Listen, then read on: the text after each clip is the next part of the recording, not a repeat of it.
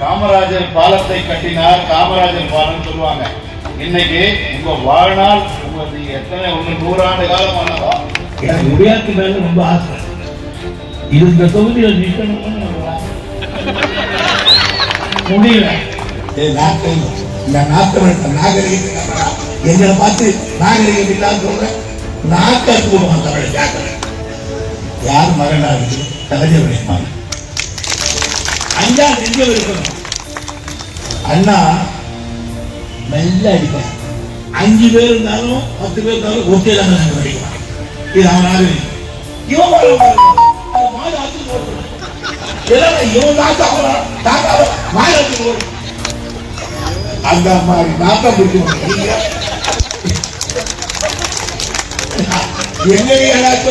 நாகரிகம் இல்லாத குழந்தை கொண்ட கை வைக்க மாதிரி காத்திரிக்கை மாற்றிக் கொள்ளக் கூடாது. மோடிக்கு தெரியும், மோடிக்கு தெரியும்.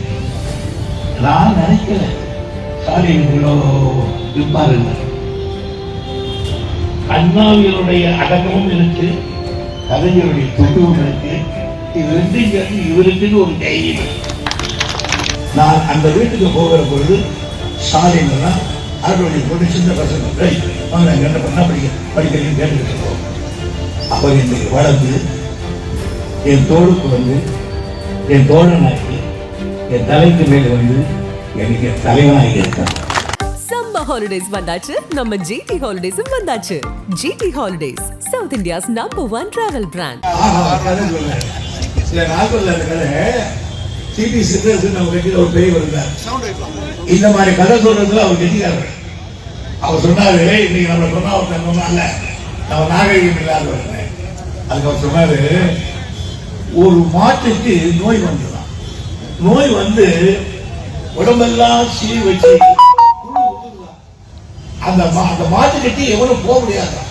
அவ்வளோ நாக்கு அடிக்கிறான். அவர் தான் என்ன சொன்னா, மாட்டை ஒரு இடத்துல கட்டிட்டு ஒருத்தர் சொன்னா, இந்த மாட்டு கிட்ட மட்டும் எவனா போயிட்டு வந்துடுறா, அதை தொட்டுட்டு வந்துடுறா, 1000 ரூபாய் கொடுக்குறேன். ஒருத்தர் வேகமா போனா நான் சொல்றதுக்கு அந்த நாட்டை பொறுக்க முடியாம ஓடி வந்துட்டான். 1000 ரூபாய் வேணா ஒண்ணு வேணாம். இன்னொருத்தர் கொஞ்சம் போனானா, பா என் குடல் வந்துடானா. இந்த 4 தமிழ்நாட்டுக்காரன் கூட ஓடி வந்துட்டானா. ஒரு வடநாட்டுக்காரன் இருந்தானா, நான் சொல்றேன் போய் சொல்றேன். இவன் மாடு ஆச்சு போடுறான்.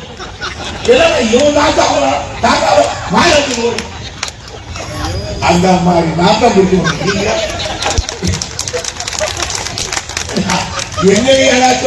நாகரிகம் இல்லாத நாகரிகம் இல்லாத எலி மயிலால் செய்திருந்தாங்க. உலகத்தில் தமிழர் எல்லா நாட்டையும் ஆண்டு இருந்தாங்க. நான் இப்போ எல்லா நீங்கள் வியட்நாமில் போய் பார்த்தேன். வியட்நாம் அங்க ஒரு கோயில் கட்டியிருக்காங்க. இடமாவுக்கு எல்லா ஊர்களும் இருக்கு. தமிழர் ஆண்டார். அப்பெல்லாம் நாகரிகம் தெரியாதவர்கள். இப்போ நாகரிகம் தெரியாதவர்கள் தான் ஒருத்தர் 5 பேரை கல்யாணம் பண்ணிக்கிறான். நாங்க ஒருத்தன் ஒருவருக்கு ஒருத்தி அப்படிதான் கல்லு சாத்திருக்கோம். அவள் அப்படி இல்லை. 5 பேர் இருந்தாலும் 10 பேர் இருந்தாலும் ஒருத்தே தான் நடிக்கலாம். இது அவனாக ஒருத்தன் போயிட்டான். ஒருத்தன் இன்னும் மாடம் இன்னும் மாடம் இருக்கலாம். அதான் 10 வயசு போடணும். கல்யாணம் 5 பேருக்கு ஒருத்தர் கல்யாணம் பண்ணிக்கலாம். இதுதான் நாட்டுக்கு சட்டம். ஒருத்தர் 5 பேர்னா ஒருத்தன் போயிட்டான்னு வச்சுக்கோ. 4 பேர் என்னோட இன்னும் பண்ணி விடலாம். இந்த நாகரிகத்துக்கு எங்களை பார்த்து நாகரிகம் இல்லாத சொல்றேன். நாக்காத்து போடுவான் தமிழ் கேட்கல.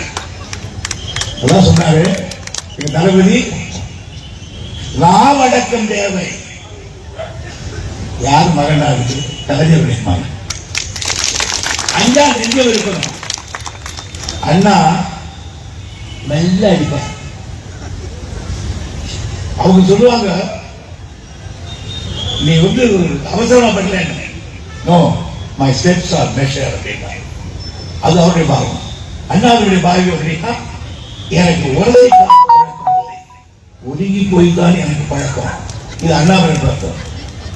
கலைஞருடைய பழக்கம் வெள்ளம் தளபதியுடைய பழக்கம் நாக்கல் எல்லா தளபதி எனக்கு என்னன்னு கேட்டீங்கன்னா, நான் அண்ணாவோட பலகாலம் இருந்திருக்கேன், கலைஞரோட 53 வருஷம் அவர் மடியிலேயே வளர்ந்துருக்கேன். நான் இல்லாமல் இல்லை, நம்ம நாட்டுக்கெல்லாம் தெரியும் நான் எவ்வளவு வேண்டியவன் அண்ணாவுக்கு, கலைஞருக்கு. நான் அந்த வீட்டுக்கு போகிற பொழுது ஸ்டாலின் எல்லாம் அவர்களுடைய போட்டு சின்ன பசங்க அவங்க என்ன பண்ணா படிக்கிறீங்கன்னு கேட்டுக்கிட்டு இருக்கோம். அவர் இன்றைக்கு வளர்ந்து என் தோளுக்கு வந்து என் தோழனாக்கி என் தலைக்கு மேலே வந்து எனக்கு தலைவனாகி இருக்கான். நான் அவரை ஏற்றுக்கிட்டு இருக்கேன் தலைவரா. என்னுடைய வயது வேற. 1954 எங்க ஊர்ல சத்தியவாய்மூர்த்த கூட்டு வந்து கிளைக்கழகத்தை ஆரம்பிச்சவர் துறைமுருகன். அன்னைக்கு ஏகாதோர சாமி எல்லோரும் வந்து பேசுறாங்க எங்க ஊர்ல 54.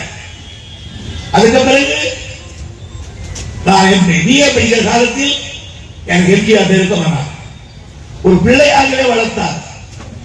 திருமணத்துக்கு வர வேண்டியவர் மும்பையில கடைசி பிளைட்ல விட்டார். தனி விமானத்தை பேசி ஷார்ட் பிளைட் பேசி வந்து 25 பவுன்ல காட்பாடியில் பேசிவிட்டு போனார். அன்றைக்கு அவர் சொன்னார், உன்னை வளர்த்து ஒரு மாதத்துக்கு 5000 ரூபாய் எனக்கு கொடுத்தார்.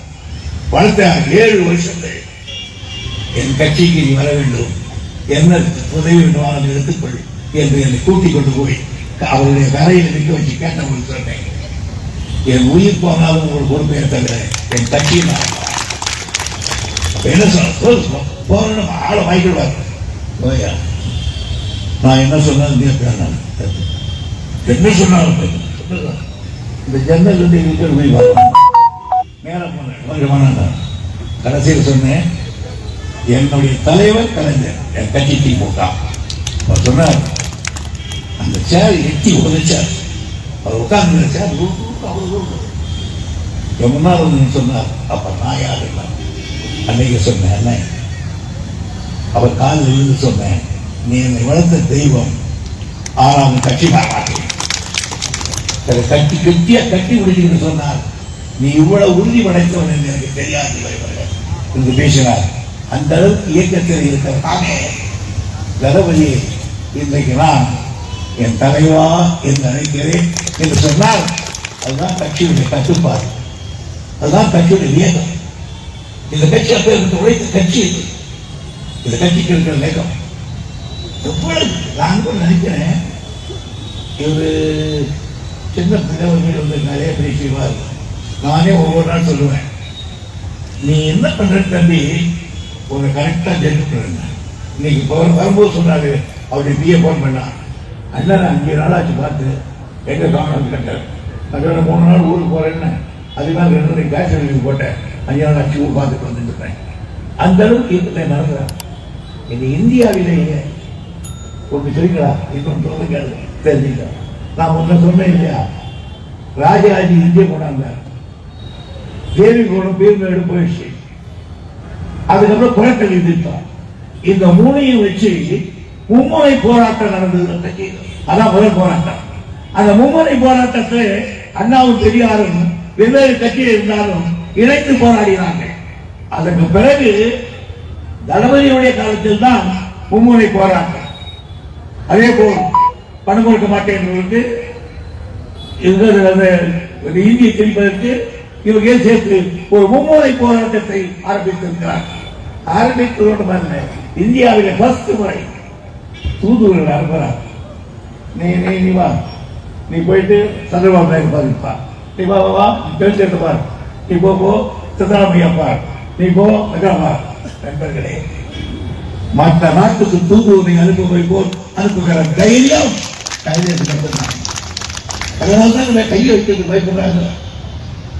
ஆனா எங்க ஆட்சியை காத்துக்கணும் பயப்படாதீங்க, தடுக்கவே முடியாது. அது சட்டம் வந்துருச்சு, கழிச்சிருப்பாங்க முடியாது. ஆகையால் இந்த ஆட்சிக்கு நாங்க என்ன செய்ய முடியாதுன்னு சொல்லி இருக்கிறோம்.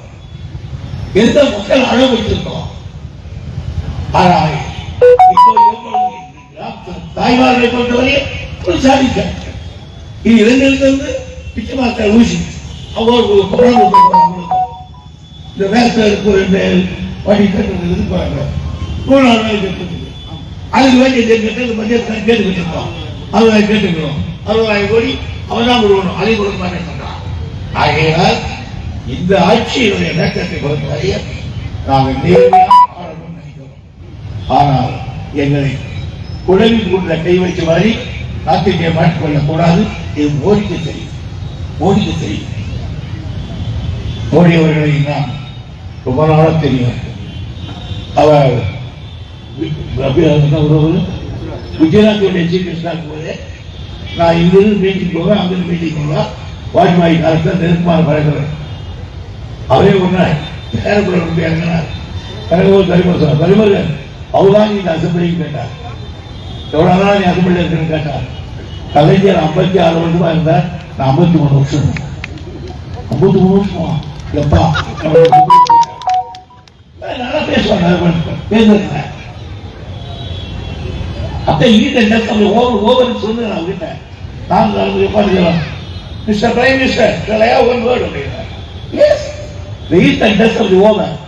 Now we are ready to examine our answer with you to build a nation for that. That is the correct from Bay Bridge. அதனால நியாயத்துக்கு நாம் வருவோம். அதே நேரத்தில் எல்லாம் துடிச்சு ஆகிய மக்களுக்கு கொண்டு போய் சேரணும். இன்னைக்கு அவர் மாதிரி உழைக்கக்கூடிய பார்க்கக்கூடிய நான் நினைக்கல ஸ்டாலின் இவ்வளோ இருப்பார். அண்ணாவினுடைய அடக்கமும் இருக்கு, கலைஞருடைய துணிவும் இருக்கு. இது ரெண்டும் சேர்ந்து இவருக்கு ஒரு தைரியம். எனக்கு என்ன பயம் கேட்டா கொஞ்சம் கலைஞரும் வீட்டுதான் கொடுக்குறேன். எனக்கு அதான் பயமா இருக்கு. ஏன்னா என் தலைவர் கலைஞர் இல்லையா, அவரு மேல போயிடுவாங்க சொல்லுவா கலைஞர். ஆகையினால இந்த திட்டத்திற்காகத்தான் உங்ககிட்ட நிறைய சொல்லியிருக்கோம். மத்திய சர்க்கார் எப்படி நடந்தது இருக்கிற பைசாவை வச்சுக்கிட்டு நாங்கள் இன்னைக்கு வண்டி ஓட்டிக்கிட்டு இருக்கோம். இதை ஏதாவது செய்யணும்னு வச்சுக்கிறோம், நிச்சயமா செய்வோம். அது ஒண்ணு இல்லை. இன்னைக்கு கூட ஒரு 5 திட்டம் எனக்கு கேட்டேன், என்னுடைய இலாக்காவில் செய்யுங்க, பணம் இல்லைன்னு சொன்னாங்க. எல்லா பணத்தையும் எடுத்து இது மதிக்க சொன்னேன். தலைவர் போட்டாங்க. தலைவர் சொன்னாரு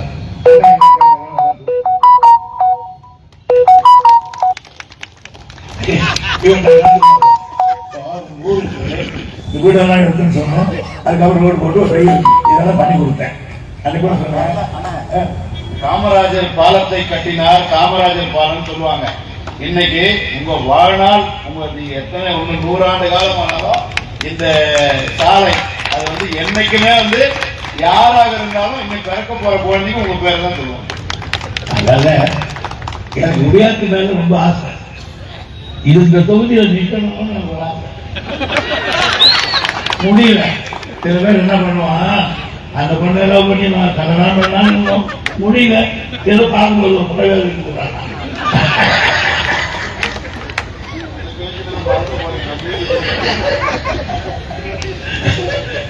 ஆகியனால் இந்த ஆட்சியுடைய நிலைகளை நண்பர்களுக்கு சொல்லியிருக்காங்க. கௌரவமாக கேட்டுக் கொள்ளுங்கள். மீண்டும் சந்திப்போம். திராவிட முன்னேற்ற கழகம் வெற்றி கூட்டும். சம்மர் ஹாலிடேஸ் வந்தாச்சு, நம்ம ஜிடி ஹாலிடேஸும் வந்தாச்சு. GT holidays, south India's #1 travel brand. மின்னம்பலம்.com தமிழின் முதல் மொபைல் பத்திரிகை.